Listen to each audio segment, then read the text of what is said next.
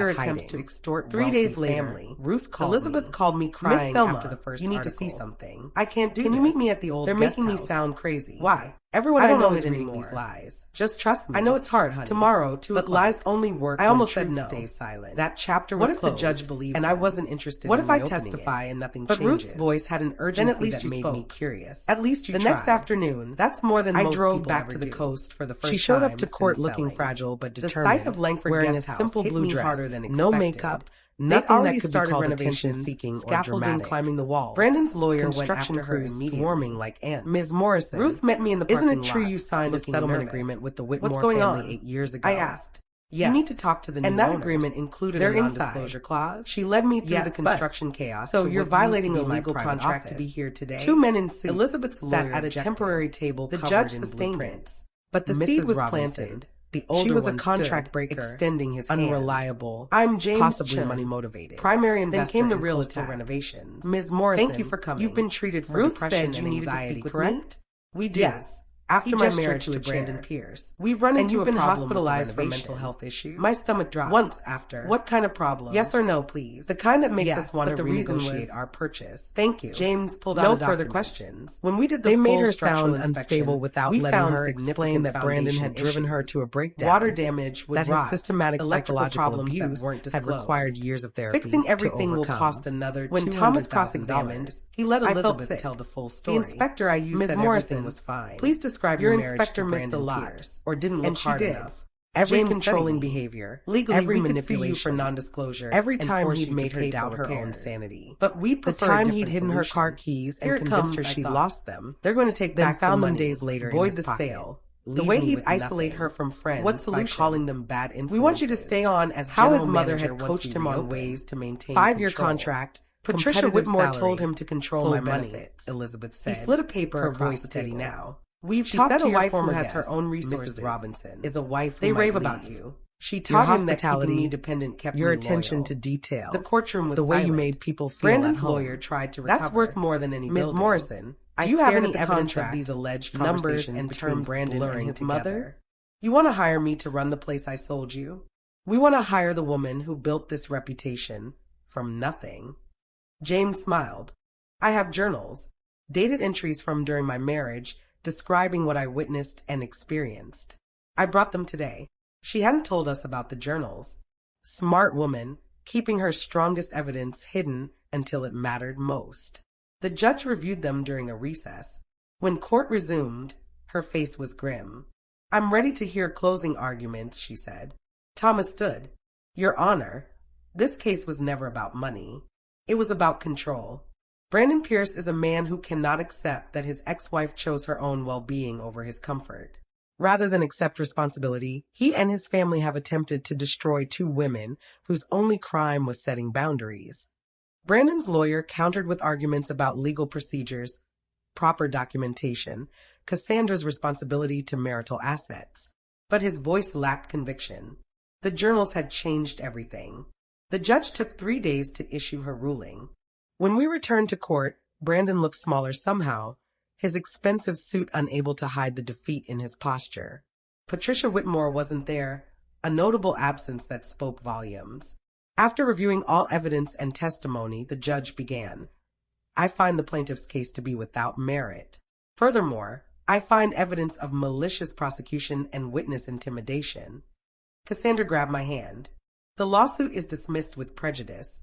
Mr. Pierce and his legal team are ordered to pay all defense costs, plus an additional $50,000 in sanctions for frivolous litigation and harassment. The judge looked directly at Brandon. Mr. Pierce, I strongly suggest you seek counseling and reflect on your behavior. This court will not tolerate using the legal system as a weapon against people who've done you no harm. We'd won. Outside the courthouse, reporters swarmed. Someone had leaked Elizabeth's testimony, and suddenly Brandon Pierce wasn't a wronged husband, but an exposed abuser. Cassandra handled the press with unexpected grace.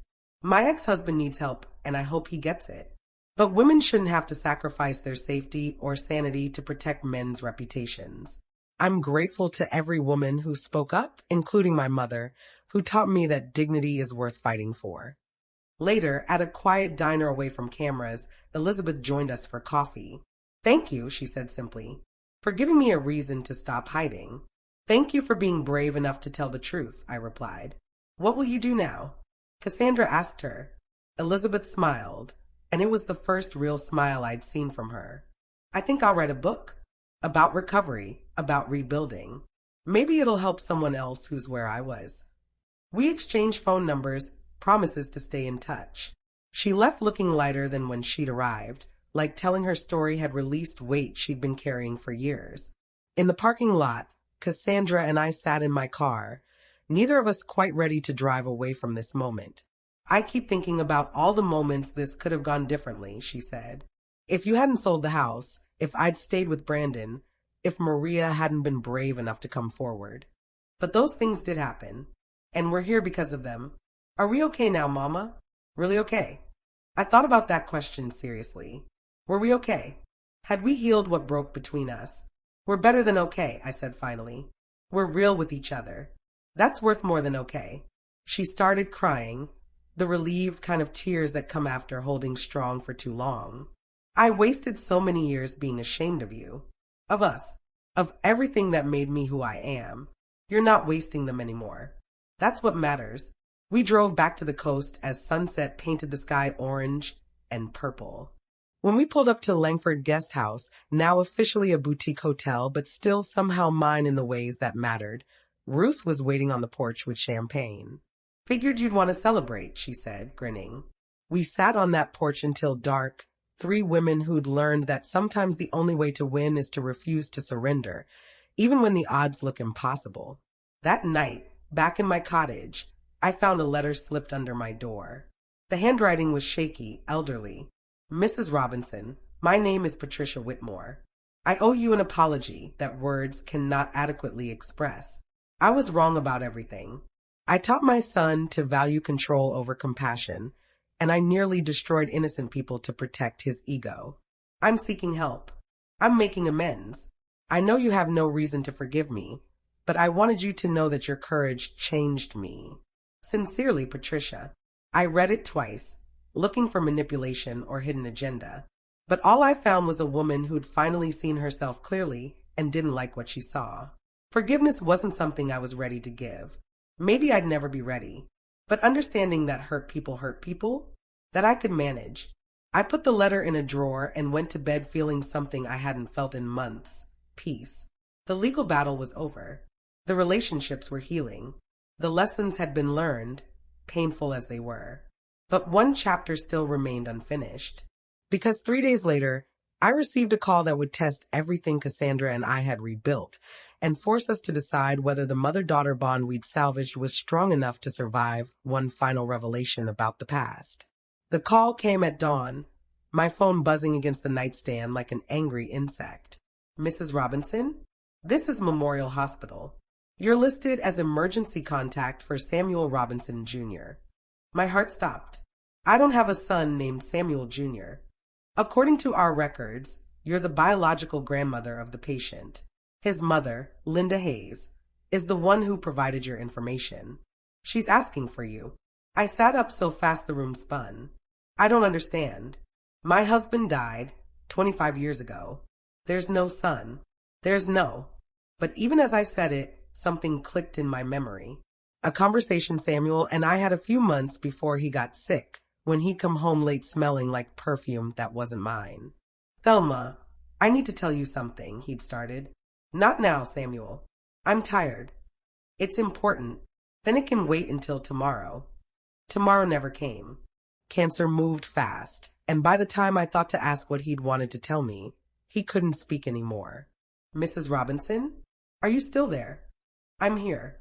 What hospital? 2 hours later, I walked into a pediatric ward I'd never wanted to see, looking for a woman I'd never wanted to meet, to learn about a grandson I'd never known existed. Linda Hayes was younger than me by decades, maybe 50, with tired eyes and hands that shook when she held her coffee cup. She stood when she saw me, and I watched her decide whether to be defiant or apologetic. She chose honest. He never told you about us, did he? No. I stayed standing, arms crossed. You want to tell me now? Linda gestured to the waiting room chairs. We sat, strangers connected by a dead man's secret and a dying boy's crisis. I met Samuel at the bus depot 26 years ago. I was having car trouble. He was finishing his shift. He helped me, we talked, and... She looked down. It happened once. Just once. I didn't even get his last name. But you got pregnant. I didn't know until 3 months later. By then, I'd moved to another city, started a new job. I couldn't find him. Linda twisted her coffee cup. I raised Samuel Jr. alone. Told him his father died before he was born, which was true by the time he was old enough to ask. So why am I here now? Because my son has leukemia. He needs a bone marrow transplant, and I'm not a match. Neither is anyone in my family. Her voice cracked. The doctor said a sibling would have the best chance of matching. Understanding hit like cold water. Cassandra, I saw an article about your court case. Saw Cassandra's name, saw your name, did the math on ages and locations. I hired someone to confirm the connection. Linda pulled out papers, lab results, family trees traced by some investigator I'd never know. Samuel Robinson was my son's father. That makes Cassandra his half-sister. My hands went numb. All this time, there'd been another piece of Samuel out there, a son he tried to tell me about before death silenced him. How old is your boy? 25. His name is Samuel, like his father. Everyone calls him Sam. And you want Cassandra to get tested, to see if she's a match. I know I have no right to ask. I know this is a shock, that you might hate me for the affair, that Cassandra might refuse. Linda's eyes filled with tears. But he's dying. My son is dying, and she's the only chance he has. I should have been angry. Should have raged at this woman who'd slept with my husband, who'd kept his child secret for decades.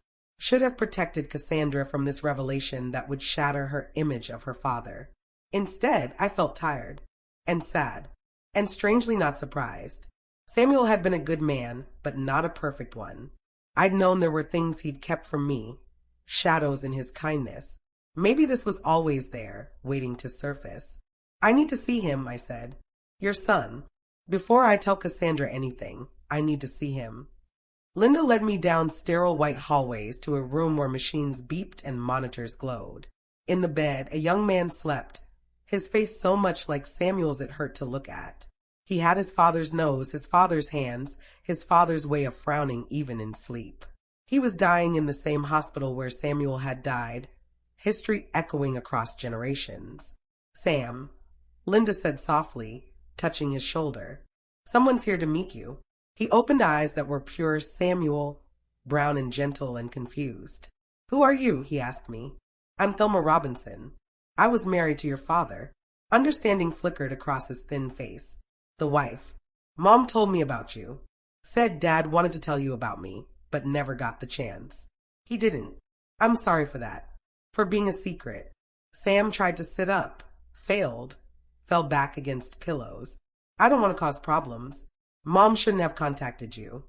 Your mother is trying to save your life. That's not causing problems. That's being a mother. My half-sister probably won't help. Why would she? We're strangers.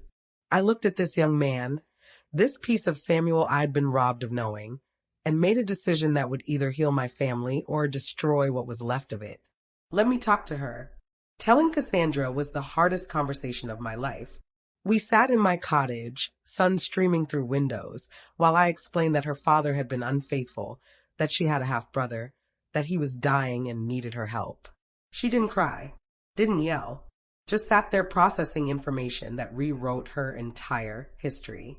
So Dad cheated, she finally said. And you never knew. I suspected something once, but I didn't ask. Maybe I didn't want to know. And now this woman wants me to save her son. The son Dad had with someone else. The son he chose not to tell us about. Your father died before he could tell me. I don't know what he would have done if he'd lived. Cassandra stood, paced, her lawyer training kicking in. Is there proof? DNA tests? Or is this woman just scamming us? There's proof. I saw it. I saw him. I paused. Cassandra. He looks just like your father. That broke through her analytical shell. She sat down hard, face crumpling. I don't know if I can do this, Mama. First Brandon, then the lawsuit, now this? How much am I supposed to handle? No one's asking you to decide right now. Just think about it. Meet him if you're willing. See for yourself. And if I'm a match, if I can save him, then you'll have a choice to make about what kind of person you want to be. She laughed bitterly. That's a low blow. It's the truth. You spent years running from who you were. Now you get to decide who you'll become. 3 days passed with no answer. Cassandra didn't call, didn't text, left me wondering if I'd pushed too hard, revealed too much, broken something that had just started healing. Then she showed up at the hospital. I was sitting with Sam, reading to him from a book he'd loved as a child, when Cassandra walked in. They stared at each other, these half-siblings who shared blood, but no history. Hi, Sam said weakly. You must be Cassandra. Yeah. She moved closer, studying his face. You look like our father. So I'm told. I never knew about you. I never knew about you either. Mom kept it secret, thought it would be easier. Sam coughed, and Linda rushed to help him with water. I don't blame her. She did what she thought was right. Cassandra looked at me, then at Sam, then at Linda. The whole messy truth of adult relationships and human fallibility spread out like a map she was trying to read. I'll get tested, she said abruptly. I don't know if I'm ready to process all of this, but I'll get tested. Because you're my brother, apparently, and you're dying, and I guess that matters more than being comfortable. Sam's eyes filled with tears. Thank you. Don't thank me yet. I might not be a match. But she was. 10 days later, the results came back. Cassandra was a near-perfect match, the kind of luck doctors call miraculous and mothers call answered prayers. The transplant was scheduled for 3 weeks out, giving everyone time to prepare physically and emotionally. During that time, Cassandra and Sam started talking, carefully at first, sharing surface details, then deeper, comparing memories of a father one had known and one had only imagined. He used to sing in the shower, Cassandra told him one afternoon. Off-key, happy, driving Mom crazy. Mom says he sang to her once, the night they met, some old Motown song she can't remember the name of. They were building a relationship from nothing, finding common ground in a man who'd loved them both but never got to see them together. The night before the transplant, we all gathered in Sam's hospital room. Cassandra, me, Linda, and Sam. A family assembled by crisis, held together by biology and choice in equal measure. I'm scared, Sam admitted. What if my body rejects the transplant? What if this doesn't work? Cassandra took his hand. Then we'll deal with it. But you're not facing anything alone anymore. Linda looked at me across the room, and in her eyes I saw gratitude and guilt and grief for all the years we'd existed in parallel, raising Samuel's children separately. I'm sorry, she said quietly, for everything, for the affair, for the secrets, for disrupting your lives now. I looked at the box to process my anger. Why are you showing betrayal and resentment? Because I need you to know that even when I was being terrible, Samuel made even when I was pretending you didn't matter, but they also some part of me couldn't let you go. I can't regret Sam's existence. She sat down without circumstances were complicated. Hands folded in her lap. I looked at the young man who was my grandson. Whether I've been living in a one-bedroom apartment, family isn't always a bad part of town. Sometimes it's messy and painful. Brandon's parents offered to help, but I said no. But it's still family. That surprised me. The transplant took 8 hours because Cassandra was in surgery for most of it. Giving her bone marrow while Sam's body was prepared to receive it. I've been using people my whole life. Taking shortcuts, I sat in the waiting room with leaning on money and connections. 2 mothers hoping their children would be anything real. United by love for a man long dead and kids, I realized I never asked for this complication. I wanted to believe her. Linda asked I wanted to, but I've heard apologies before. Not words are easy, truly. Me too. I know. That one night, she reached into her purse. I felt seen by him in a way I hadn't been in years. Clipping. That's why I wanted to show you this. I know that doesn't excuse anything. Local community news section, but it makes you human. Small article when they finally wheeled Cassandra out of surgery. Volunteer coordinator brings groggy, fresh energy smiling to women's shelter. Did it work?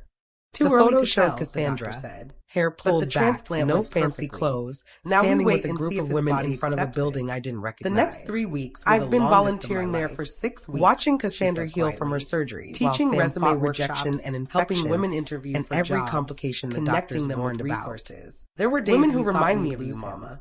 Women who worked 3 jobs and machines still can't catch a break. And nurses ran in women whose children might grow up. There were days Cassandra cried, my throat blaming herself, wondering if her bone marrow was poisoning him instead of saving him. What made me start volunteering? But slowly, and I told her the truth. I told her my mother taught me everything about survival. Then his nothing about gratitude, and that then wasn't he started her fault. Eating. It was mine for not paying attention when he could go home. A tear slid down my cheek post-transplant before I could. The doctor gave us news that made Linda collapse with relief. The apartment you volunteered. Sam's body was accepting the transplant. Cassandra looked down at her hands. Cassandra and Sam hugged in his hospital room. The words hit like cold water. These siblings who barely knew each other, but had already saved each other's lives in different ways.